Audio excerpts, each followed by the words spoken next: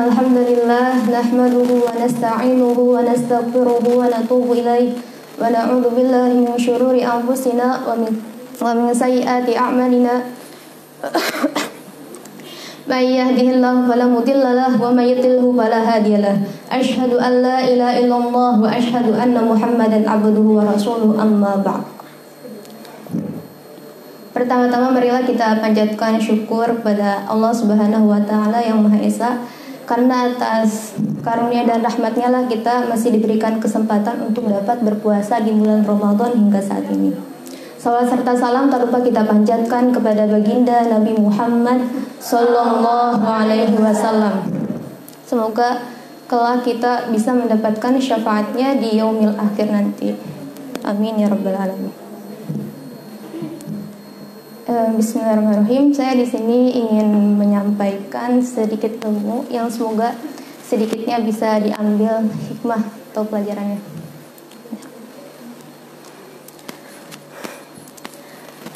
Teman-teman, tahu nggak sih ada perkara yang melibatkan orang lain yang kalau misalnya kita lakuin itu maka itu sebuah kesalahan. Nah, uniknya kesalahan ini gak merugikan siapapun kecuali diri kita sendiri, gak menyakiti siapapun kecuali diri kita sendiri, dan lagi-lagi gak mengecewakan siapapun kecuali hanyalah diri kita sendiri. Ada gak yang tahu apa itu? Tahu gak? Itu terjadi ketika kita berharap kepada makhluk, ketika kita berharap kepada manusia, ketika kita lebih bergantung kepada manusia yang penuh dosa dibanding Sang Pencipta yang Maha Kuasa. Berharap kepada manusia itu pasti ujungnya kecewa. Berharap kepada harta itu suatu kehinaan. Berharap kepada kekuasaan itu suatu kedukaan. Maka sudah sepatutnya untuk kita untuk senantiasa berharap kepada Dia yang kedudukannya tak pernah goyah, yang kasih sayangnya selalu sedia, dan yang kekuasaannya bertahta selama-lamanya. Siapa Dia? Allah. Pintar. Sebagaimana di dalam Quran surah Al-Insyirah ayat 8 yang berbunyi, A'udzubillahi minasyaitonirrajim wa ila rabbika farghab. Dan hanya kepada Allah lah engkau selayaknya berharap. Kita pasti sering banget kan dikecewain sama manusia. Sering apa jarang? Sering. Diputusin pas lagi sayang-sayangnya, dipecat pas lagi butuh-butuhnya duit, dihianatin pada saat percaya-percayanya, dijauhin pas lagi deket-deketnya, dikeluarin dari grup pas udah nyaman-nyamannya. Ada lagi? Keluarin yang sering dikecewain. Kita pasti sering banget dikecewain sama manusia. Begitu pula kita sering mengecewakan sesama manusia. Begitulah bila harapan kita saling sadarkan pada sesama makhluk. Lain halnya bila harapan hanya kita sandarkan kepada Sang Pencipta. Coba, ada nggak yang pernah ngerasa dikecewain sama Allah? Gak ada bukti sedikit pun yang menunjukkan bahwa Allah tuh pernah ngecewain kita. Malah kita sebagai manusia yang sering ngecewain Allah. Kita yang sering suuzon sama Allah. Kita yang sering sok tahu sama Allah. Padahal jelas-jelas Allah lebih tahu yang terbaik buat hambanya. Jelas-jelas Allah yang menciptakan kita. Jadi Allah lebih tahu mana yang pasti terbaik untuk kita dan mana yang pasti bermanfaat untuk kita. Sebenarnya aktivitas berharap itu sendiri hal manusiawi, normal. Semua manusia pasti pernah berharap. Seperti kita sebagai seorang anak berharap uang jajan dari orang tua. Seorang istri berharap nafkah dari suaminya. Seorang guru berharap nilai baik dari murid-muridnya. Seorang orang tua kedua orang tua berharap agar anak-anaknya menjadi anak yang solih dan solihah.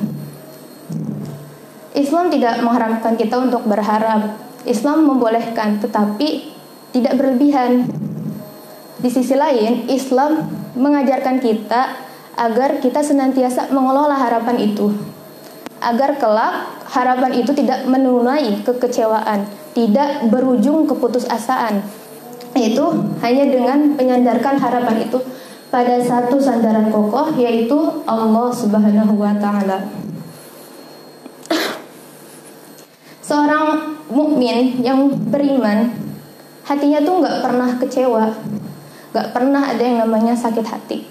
Sebagaimana sabda Nabi SAW, "Ajaba li amril mu'minin, inna umrahu kullahu lahu khair, wa laysa dzalika li ahadin illa al-mu'minin.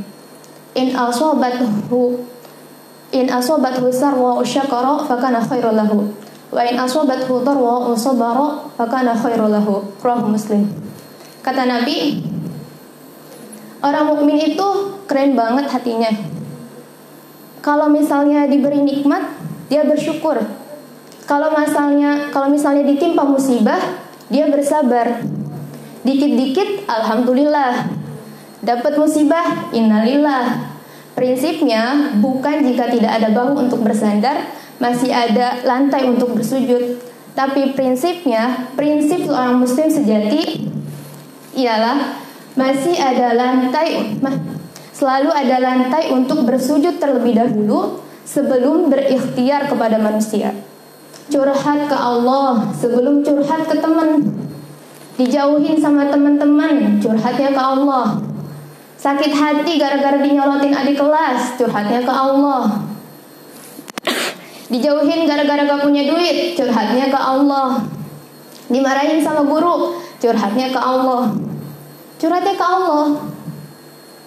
Orang mukmin itu selalu kuat di hadapan manusia karena ia merasa lemah di hadapan Allah.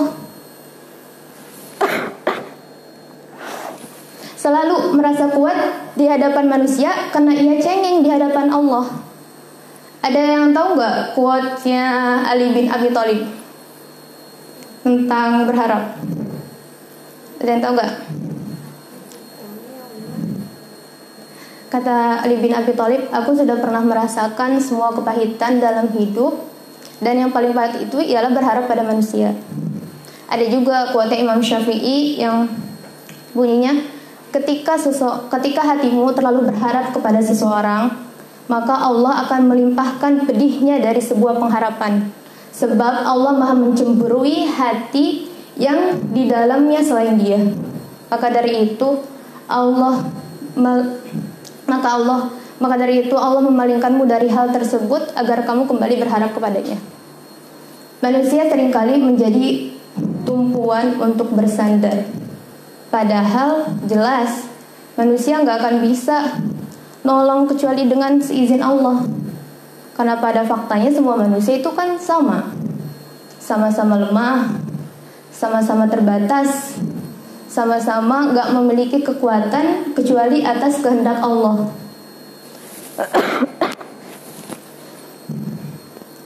Maka yuk berharap selalu kepada Allah, karena Allah satu-satunya zat yang bisa memastikan kita untuk senantiasa bahagia. Sandarkan mimpi-mimpi kita kepada Allah, gantungkan cita-cita kita kepada Allah. Kita sebagai manusia hanya bisa berencana, dan selebihnya Allah lah yang menentukan. Sekian dari saya. Apabila ada pertanyaan silahkan.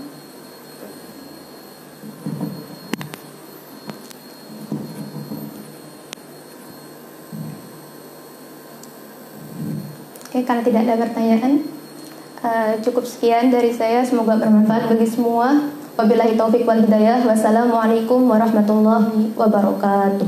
Waalaikumsalam.